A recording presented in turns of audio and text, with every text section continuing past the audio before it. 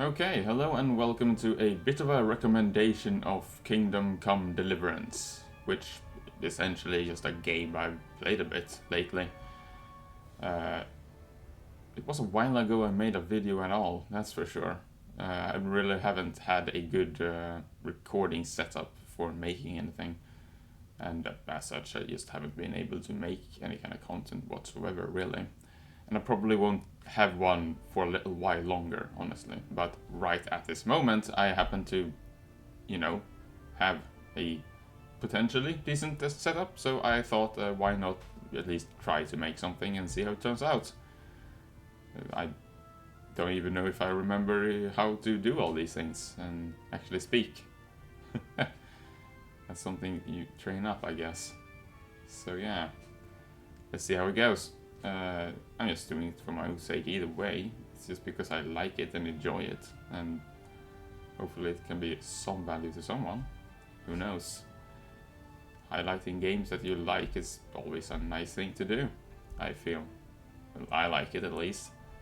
It's always a fun thing to potentially inspire others to experience things that they might themselves enjoy. Now, Kingdom Come Deliverance is a game that is developed by Warhorse Studios, which is a Czech studio, I believe. It was released in 2018, as you see down here, in fact, and it was published by Deep Silver.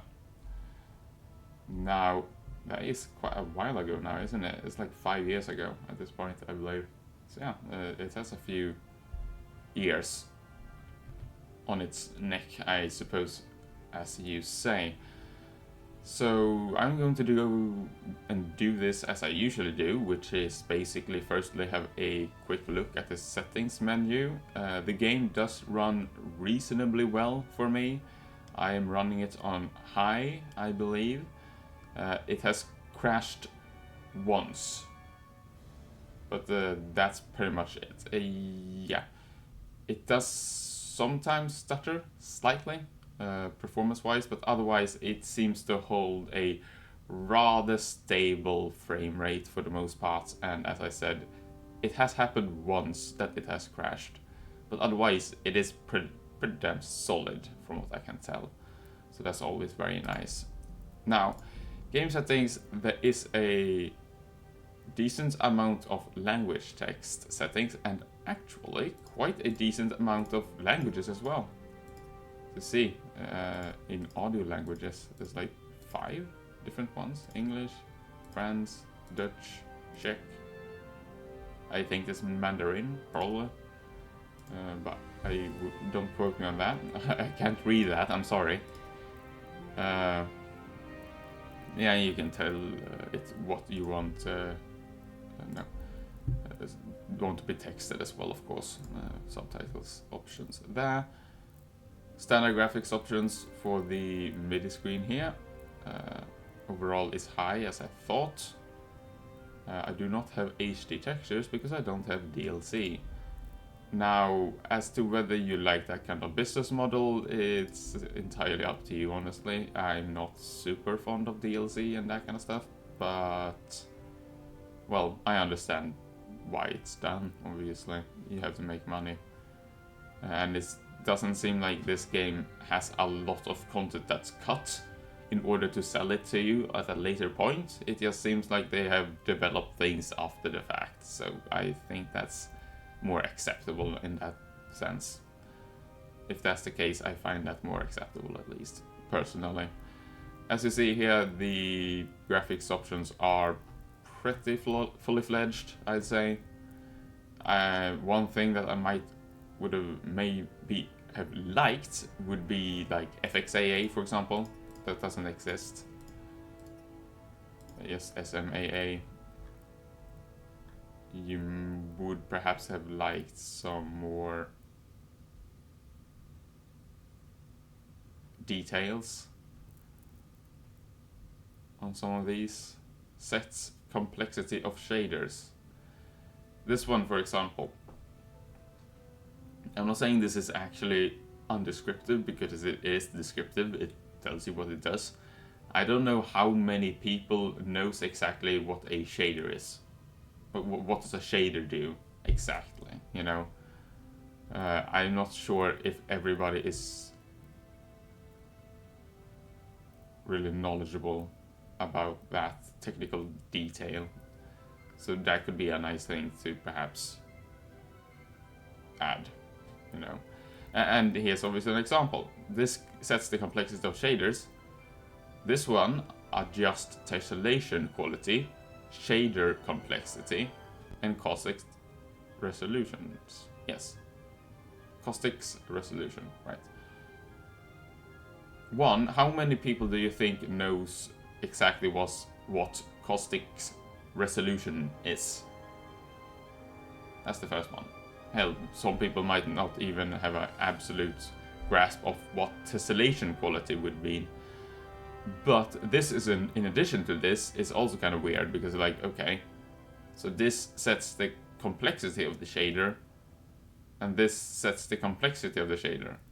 But this, so I guess this is just the water shader, and this is not water shaders. Every other shader than the water, maybe? Who knows?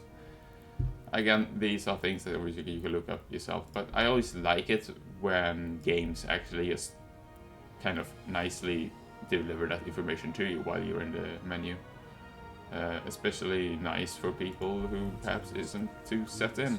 Oh, set in? What? For people who aren't too knowledgeable about the subject and may not have a intricate knowledge of what every single setting does. But anyways, separate volume sliders, which is always nice. We have voice and cutscene. It could be nice to separate these two sometimes, I feel, but that's fine. In-game music volume is obviously good, so we have a separate slider for. And then you have sound volume. It doesn't have a separate SFX, no. But if you want just higher in-game volume for the things in the game, I guess you would just higher this while lowering both of these, and then in effect that's what it does.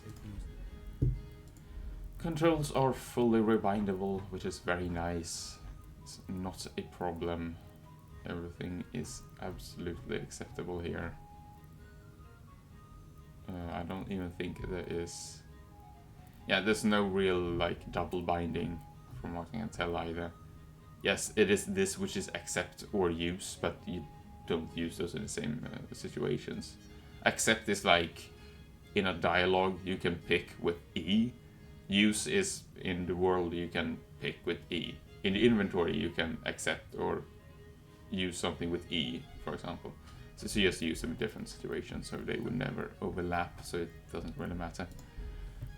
Tobii eye tracking, I'm not a clue. I've never used it and might never use it either. I mean, if I had enough money to waste on that kind of stuff, then I probably would, but never mind. No, I've never used it, and yeah, so I can't comment on that. That would be pretty much it though. So without any further ado, I'm going to jump into the game and show you a little bit about what I like about it, and perhaps highlight a few other things that I can perhaps find as somewhat flaws as well. But yeah, let's go.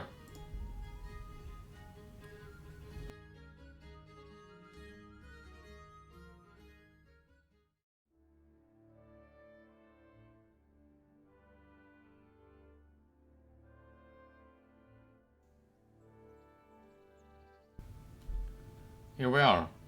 Welcome to Kingdom Come Deliverance. I'm on a horse. Right.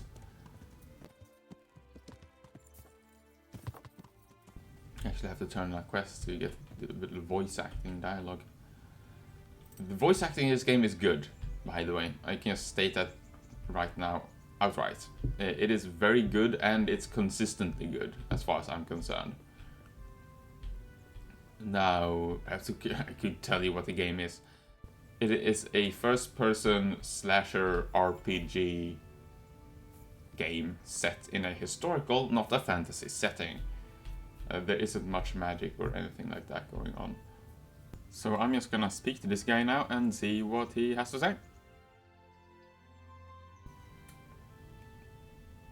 We're taking care of the cut. Where's the proof? Here it is. Pleased to hear it. It looks like your work is done here at Ratai. I haven't heard of any other camps, so we may finally have some peace and calm. Good work. Thank you, Captain. I have no fear of idleness. I've sent word to Captain Robard. They're expecting you at Talmberg. The human hordes rampaging through their woods. Very well, Captain. I'll set off immediately. Glad to hear it.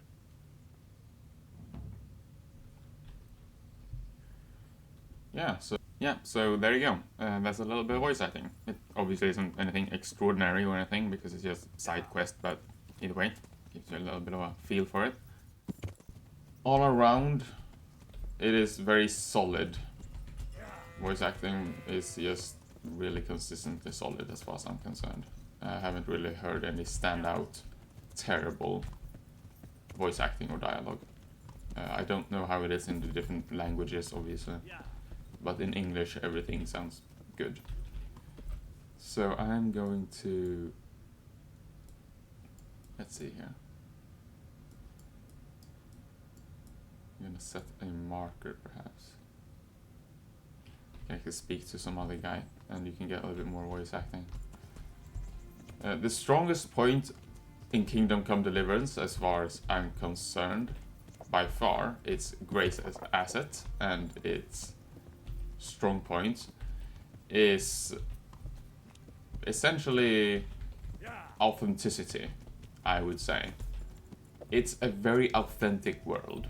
It feels very real and immersive, I suppose, and sort of realistic.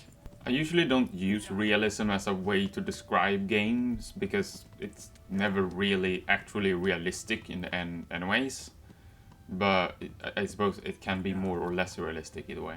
There's very few games that can actually be realistic, and any kind of combat game, for one, could never be realistic because that would be boring as all hell. Especially if it's a single player combat game, because that would be like, hey, by the way, you got shot in the arm, now you have to rest for 3 weeks. Hope you have fun. It's like, no, that wouldn't be fun at all. That would be horribly boring. Okay, let's speak to this guy. God be with you. Do you know Elishka, the wife of the man who was hanged recently? The one that's with the executioner now. That's her. Life can be cruel sometimes. Right. And do you know if she has kinfolk somewhere around? How should I know? Now, if you don't mind, I'm very busy. You're not very kind, are you? If Elishka stays with the executioner, it'll end up being your problem anyway. Christ, oh, all right then. Tell the scribe. Where can I find him? He's suffering with some ailment, so no doubt he'll be lying in his chambers above his study, on the top floor of the rat house. Good luck then. Oh, well, I know where to go at least. Thank you very much for nothing. It's up here. Okay. Try to find him. Oh, there's a minor clipping. But yes, I wouldn't say the game is necessarily completely realistic. There's certainly things that are not realistic, but well, fine, you do that. Fine. What? Orders of his lordship. This is like kind of a random thing, I'm pretty sure. Which is just they randomly search you. All right, you can go. This will basically, like, if you have been stealing a bunch of shit everywhere, then and you're carrying around stolen goods, they like might find it on you, which wouldn't be ideal. So yeah, it's a neat little random thing, which again it kind of authentically makes sense, I feel, as well, because you know that's probably something you would do in any kind of city, a medieval city where people can steal things. God save you. Yes, indeed. The bailiff sent me. Another matter, then. What do you need, friend? Another matter from what? Is it possible to find out from the records where someone lives? You think we keep records of every serf? For Christ's sake, they breed like rabbits. But I thought that in the rat house, though, in the books. Boy, the books are for recording pacts, undertakings, punishments, property rights, and so forth. In other words, important things. We don't keep records of serfs. Eliska won't be happy about that. Elishka? You don't mean the one who married into the Mishek family? Yes. Yes, you know her. Why wouldn't I? I used to play dice with old Mishek years ago. He had a son. A nice, polite lad. How is he? Dead? No, He's quite tied up these days. Well, if you see him, tell him to swing by. And where are the Mishaks living now? A stone's throw from Ratte by the small fish pond. Thanks. God be with you. now this is actually one of the strengths of the game. The dialogue and the interactions with different characters is by far one of the strengths of the game. And it is incredibly enjoyable, honestly. All about making you feel like you are actually immersed. It does a lot of work trying to immerse you into the world and make you feel like you're living here in this kind of medieval setting, which is very nice, I feel. So yeah, it is absolutely one of the strengths of this game. It has a lot of other things that really works to do that as well, and to build this world, and small details. That's kind of nice. One such detail is that, for example, if you are walking around in the city at night, you will have to carry a torch, because they don't want you skulking around with a torch. I mean, it's kind of nice. It's just a nice detail. It is not a large punishment. You will be stopped by a guard. It's like, hey, you have to have a torch, and if you don't take out one, you probably get fined by, like, I don't know, 10 coins, which isn't a lot, but it's just nice kind of world building, you know? I think it's a very clever way to do it, with adding this kind of somewhat superfluous and unnecessary detail that still adds so much. Alright, so we're going over that, I see. Could probably go down here. I wonder if I can harvest that. I can't. This is not harvestable. Fair enough. Right, so. Yes. Whoop. Now the game has a lot of other mechanics as well that helps to build immersion as well. It has a bunch of realism mechanics, I suppose. Things such as, say, a hunger system. This is a accident, by the way, which is interesting. Someone died there, and it seems their entire cart fell off the road, but anyway. It also has a fatigue system, which is the tiredness, I guess. And then we also have a relatively realistic damage system, where you can like get damage on different body parts and bleed from different body parts and so on and so forth. You can like get the damage hand and some similar thing. So yeah, it has a few different interesting immersive systems, I suppose. I'm gonna show you a bit of inventory right now though. So this is the inventory. Here's where you equip a bunch of armor. That's another thing that's kind of interesting. There is a lot of armor. In most games you probably like, okay, you have body armor, and then you have gloves, and then you have maybe pants and boots, or something like that, right? Maybe a hat.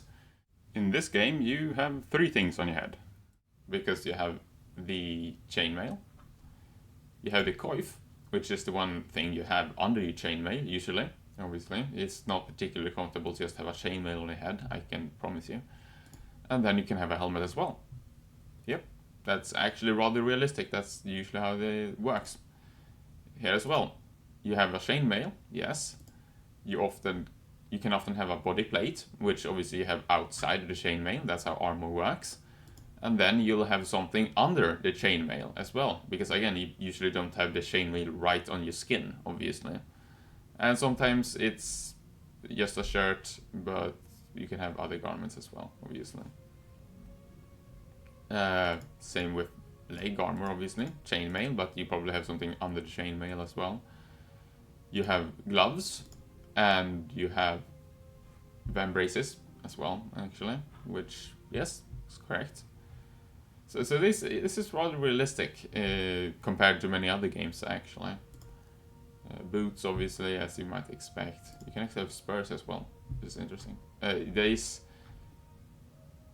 I wouldn't say a complex riding system, but riding is a large part of the game. You will be using your horse quite a bit. It is the way of traversal, for sure. Also, you can have a black hood on, because why the heck not? So yeah. It's a rather complex equipment system, honestly. One of the more complex ones I've seen. In the way of different armors that you can have. Now, the weapons have different stats as well. They can have slash, they can have stab and blunt. This is basically different attacks. Slashing is when you use it to slash. You can stab with your sword as well. So that's the stab damage. Blunt is another kind of damage to these two. This is more effective against heavy armor and is going to be on weapons such as, say, a mace or something like that. These are more sword focused. And then you have a kind of summary of your armor stats here as well. Otherwise, health, energy, nourishment. Nourishment is the food, that's how much you've eaten, so your food stat essentially. You have visibility and conspicuousness. Conspicuousness is how shady you look, I suppose. Visibility is, well, how visible you are, so that's stealth stat, the primary stealth stat, together with noise, actually. Noise being how much noise you do when you move, and make when you move. Something like, say, a chainmail is going to make a heck of a lot of noise. Obviously, if I take it away, yeah, there you go. Makes much less noise. But obviously, if you have a clothing made of little metal rings, that's probably going to make a bit of noise when you try to sneak around. Which is kind of nice. So basically, if you want to make more stealth approach, or stealth character, or if you want to do stealth, obviously you can have a character that can do stealth but then fight as well. You would probably unequip most of your armor and either use other clothing or not have as much clothing on, essentially. So yes, there you go. Then we have these stats as well. Strength, agility, vitality, speed, charisma, and speed. Some of these are leveled up through this, and some of these are not leveled up. So charisma, visibility, conspicuousness, noise, in fact, and speed, you don't actually level these up. Same as with these. These ones you always take care of by sleeping. Energy, you sleep, yeah, obviously. Nourishment, you eat. Derp. These you can't actually level up, but you change them through clothing, primarily. As you can see here, yeah, you have a info tab as well, which is very nice. So you can basically read a little bit. As you see here. If you're really dirty, you are going to have less charisma, as you might expect. You can clean yourself a little bit by just using water, or you can go to a bath, which will clean your clothes more thoroughly. So yeah, these, however, are leveled. So these you get through doing various actions, much in the way that something like Skyrim works, really. Speech, you level up by speaking to people. Vitality, you level up primarily through things like just running, for example. Agility and strength is primarily leveled up through combat. You also level the different weapon skills through combat, of course, as well. Skills, there's a bunch of skills as well, and all of these you level up through doing them. Much, again, kind of similar to how you do it in Skyrim. So if you are sneaking around, you're going to level up stealth more. If you're reading a bunch, you're going to level up reading more. If you're hunting a lot, then you're leveling up hunting. You know, I think you get the idea Then you have reputation in different cities. Basically, if you're an asshole, people don't like you. You know, big surprise. Have a bit of statistics, which is kind of nice, I guess. There you go.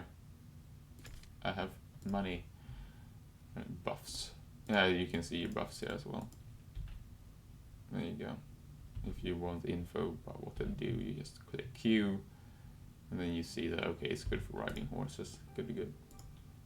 Something that's kind of nice and interesting with this, actually, the level system in this game, is that a lot of the perks have disadvantages. If you, for example, take, well, most of these, but this one is an example. You last 30% longer without food, which is obviously a benefit, but as soon as you get hungry, the effects will be 20% worse. That's debuff. That's not good. There's some of them that are just inherently bad as well that you can't even avoid. Obviously, this one you can avoid by just acting appropriately. You always see to it that you're well fed, basically. And then the debuff doesn't work or doesn't matter. This one you can't actually do anything about. You get 2 strength, but you will get less charisma and speech. And there isn't like any way around this one. This is just like you are going to get worse at speech. You will be better at combat, but worse in speech, you know? And it's very much like an RPG in that sense. It's a little bit old school. If you remember how it worked in things such as Fallout 1 and Fallout 2, you really couldn't be great at everything. It's a bit different in like Fallout 3 and Fallout New Vegas and therefore, I suppose, because then you can like become a god that's just amazing at everything. But if you remember Fallout 1 and Fallout 2, like you didn't have that much skill points. You had to make trade-offs. You couldn't be amazing at melee, weapons, and speech. You have to like kind of choose one, you know? This one is a perk that's an example of one that's just straight up good. This one has no disadvantage. This is just makes bandage better. So there are a few of those ones as well, but many of them do actually have trade-offs and kind of encourages or semi-forces some kind of specialization of some kind. So yeah, and it's a kind of difficult and kind of scary thing to do because it's sort of imposing a negative effect on the player, which can be conceived as negative. It's not always the most popular. But yeah, personally, I rather appreciate that. It's a bit old school in a sense. It's a bit more punishing, I suppose, as opposed to being able to be a master of absolutely anything you want. It's not really something you see all that commonly in games, because it's kind of scary to impose negative effects on the player. It's not always received very favorably, but I'm happy they did it nevertheless. I think it's kind of nice, and it also adds a little bit to the replayability, because you can't be good at everything, so you kind of have to choose one, you know, roleplay. You have to be one way, and then you can be another way the next time you play. No, there you go, 1 second. Okay, so lastly, this is the horse. This is essentially your primary mode of transportation. He is much faster than you, can run rather long time, and can carry a bunch of different items for you as well. He does have the ability to have some stuff on him as well, such as a saddle and that kind of stuff. But yeah, that's pretty much it. Since you've already gotten a bit of voice acting and such, I think I'm just gonna skip this part and come back when I ride away from it. So, I'm not gonna inspect my horse, thank you. Historical accuracy wise, this game does take inspiration from real history, but it is not, like all the events in the game aren't necessarily entirely historically accurate, I guess. Especially minor events, obviously. The major beats are, generally speaking, correct, I would say. It does take place during the time of the Holy Roman Empire, and there is a few characters from the Holy Roman Empire that are talked about in the game. It does obviously take some liberty with exactly what they said. We don't have an exact transcript of every single interaction, and the story itself is fictional, but like the characters are real characters from history, and the major plot beats are relatively historically accurate, I would say. Additionally, I'd say the societal kind of dynamic is rather well presented and accurately presented as well. Things like the executioner is not necessarily very popular, because that was actually often how it was back in the day. It was not the most popular job. Many people didn't want to do it. Many people disliked the person that did it. He was a kind of controversial kind of figure, I suppose. And it would in fact often be criminals that were put to the work of an executioner to serve off their sentence. Maybe they could do that instead of, I don't know, rotting in jail or being executed themselves. That kind of stuff. This is kind of interesting. What? Yes, that is interesting. Why is there a horse there? So yeah, the kind of dynamic of the society is really authentic, I feel. But the story is, of course, extraordinary. So while the kind of interactions between the different characters and nobility and peasants, I suppose you would call them, and workers and farmers and stuff, does feel rather authentic and nice.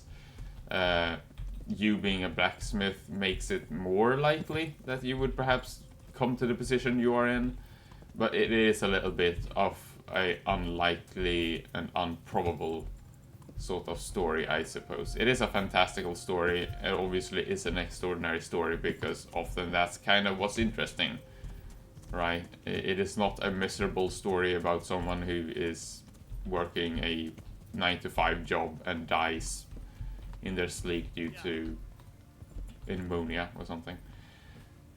What the hell was that? Anyway. So yeah, but yeah, it's absolutely, it does feel very immersive, and it's very nice, and it does take inspiration from actual history. So yeah, I like it in that sense. It is quite nice, and it's probably one of the more realistic games, I would say, even though it's not a documentary at the same time, but it does kind of represent the feudal society in a rather decent way, I believe, in a reasonably appropriate and competent way, I'd say, at least. Now this is pretty interesting thing. You can fast travel this game, but it works rather differently. So when you fast travel this game, this happens. So you'll be following your character here, and during this time, while you're fast traveling, one, it takes a bit of time, which discourages, you know, abuse of the system, which I actually like. And the second thing is that you can, there you go, happen upon these things. Events. I'm probably not gonna fight this, but I can show you how it works. I'm not gonna fight these people. But yeah, you can run into random encounters like this. Come here, lily liver. And it's basically kind of interesting that you just freaking run into these guys randomly, much as you would, like, if you just traveled normally. I think that's a really cool way to do the fast travel system. Fuck off. Really? Both of these people are awful. Why did they suddenly want to kill me only? What the heck? Is that all you've got? No. Ha. There you go. So they will fight each other. Thought so. But they... Yeah, so this is a little bit weird, I guess, sometimes. It's the kind of targeting system, which is necessary for this game's combat system to work. It's a little bit clunky sometimes. It's not the best, in my opinion.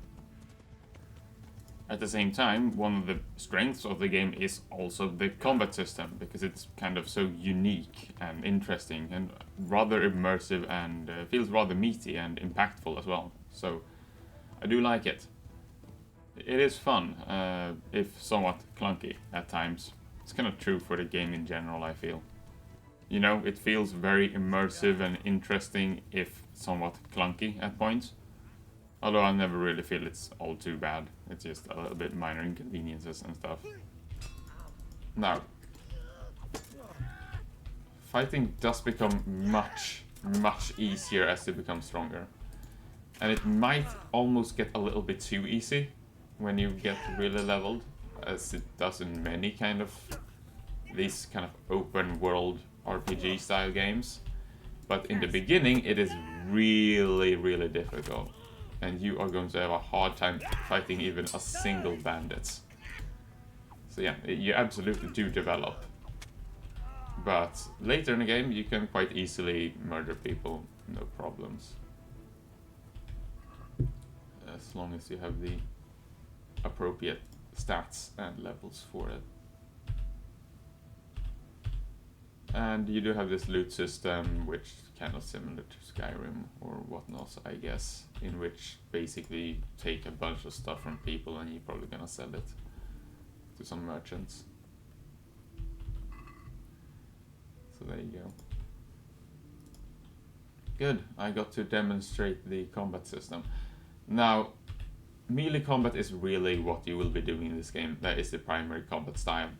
There is archery in the game, but archery is more so a complement to the melee combat as opposed to actually a replacement, I would say, for the most part. Generally speaking, you will be using melee. You can potentially use a lot more archery later in the game when you've leveled it up a lot.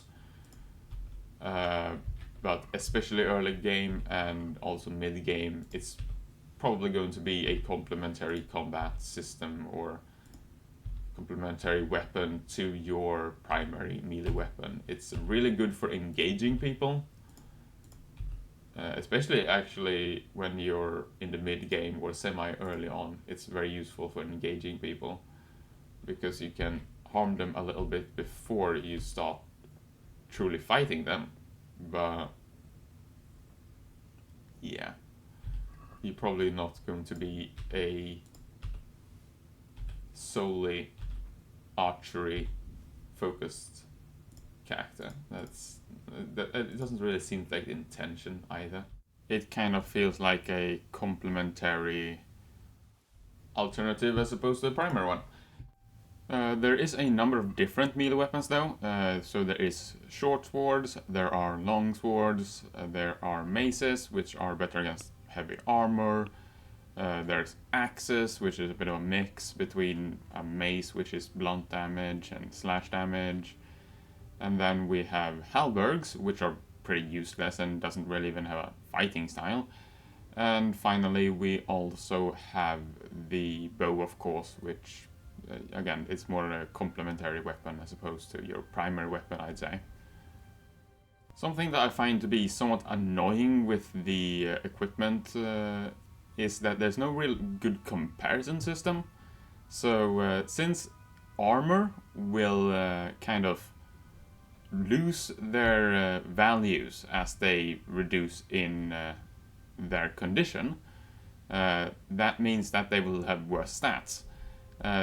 That will show up there in your stats there. It will show you that they have lower stats than what you have currently equipped.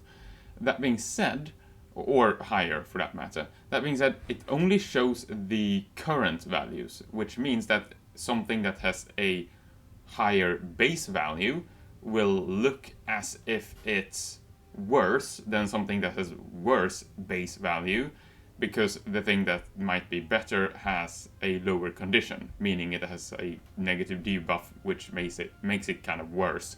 But that's obviously only for that specific time or for that instance. If you repair it, it's going to be better, right? It's usually not a big problem if you're just going to like equip it then and there, because then you just want maybe the thing that gives you the most protection, usually, right?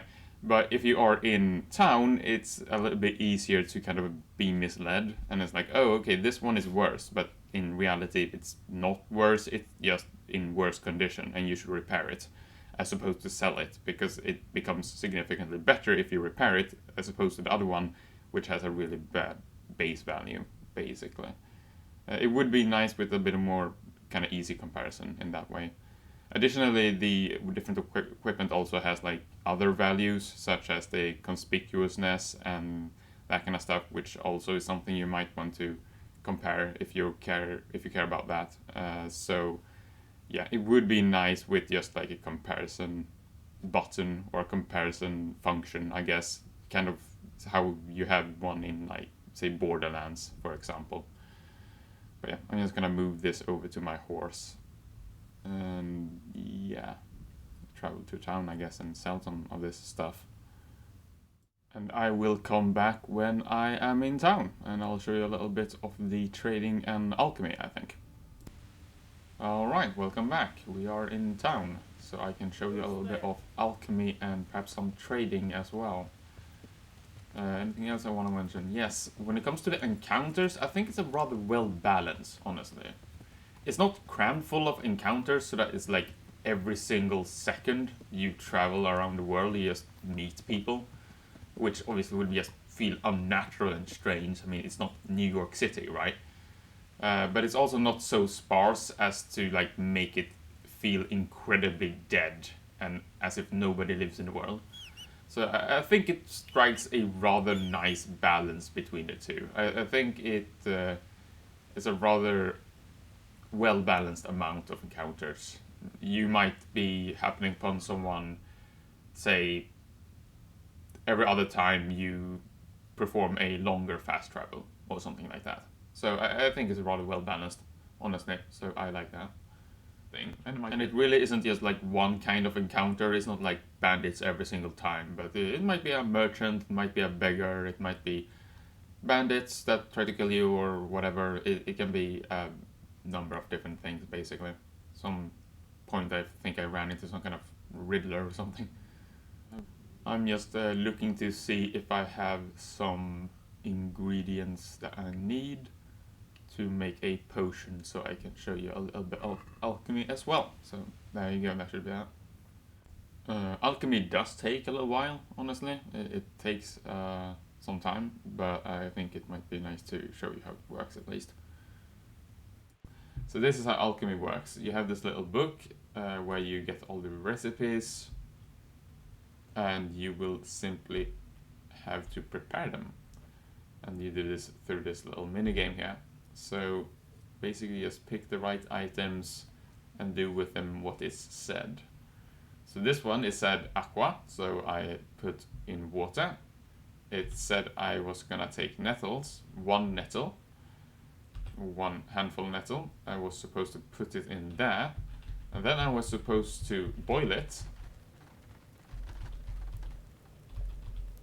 for 1 turn, which is one of those sandglass things.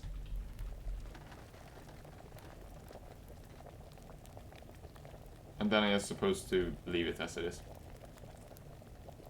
and let it cool, and then I put in the marigold.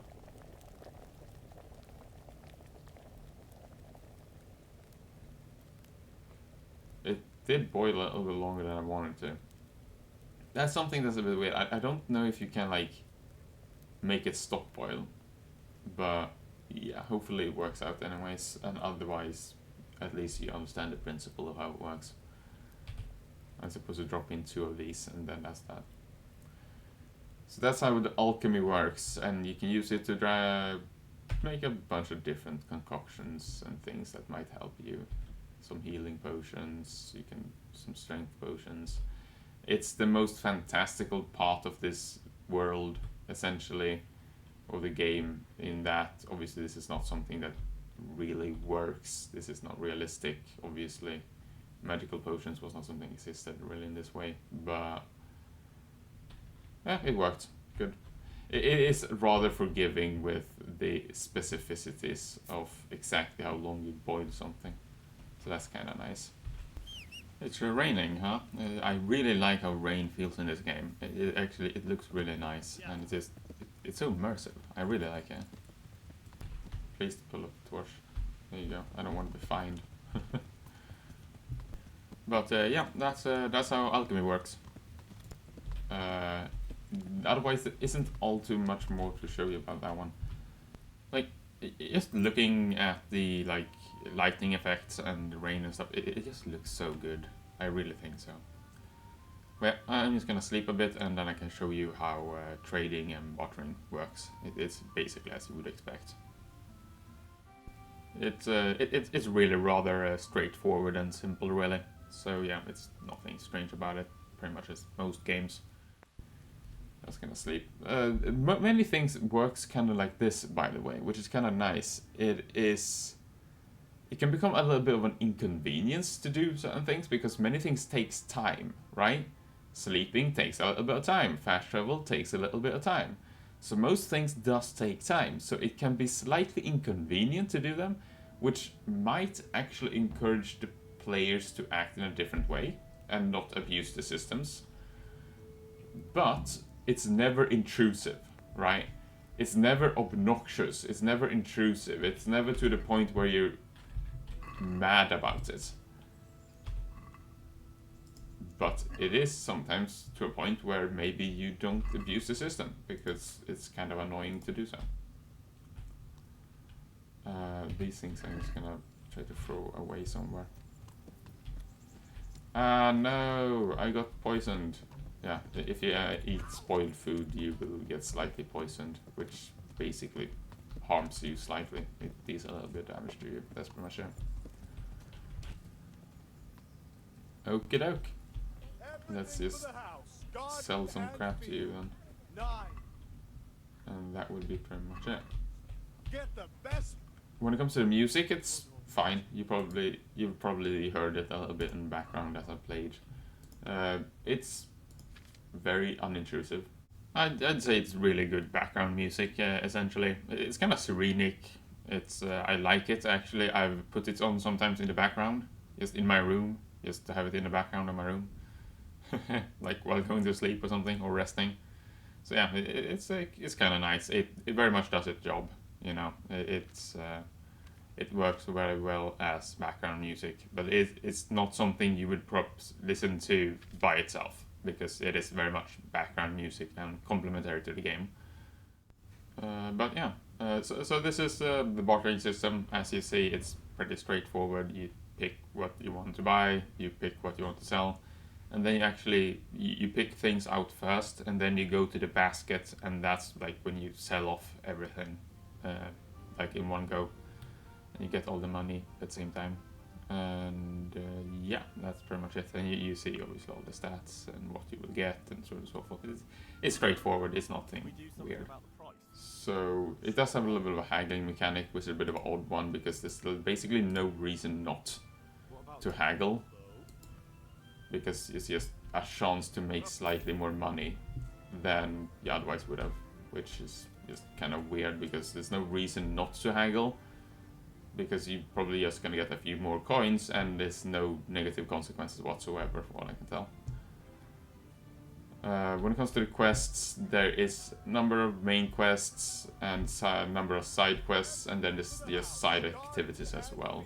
And they essentially work as they do in most games, in that the main quests has the most significant story, side quests has a little bit less significant story, but perhaps a little bit of narrative, and the side activities basically has nothing. And they are essentially the kind of kill a bandit camp because rewards or whatnot. But, you know, it's an activity. But it's not particularly narratively intriguing. But yeah, in conclusion and to summarize, I'd say Kingdom Come Deliverance is probably one of the most immersive and comparatively realistic historical first-person RPG slashers. Yeah. It has a very unique, immersive and interesting combat system, and I definitely recommend giving it a try if you are at all interested by the concept. Assuming you haven't done so already, of course. Me, I've been Dexter, and maybe I'll see you next time. Farewell.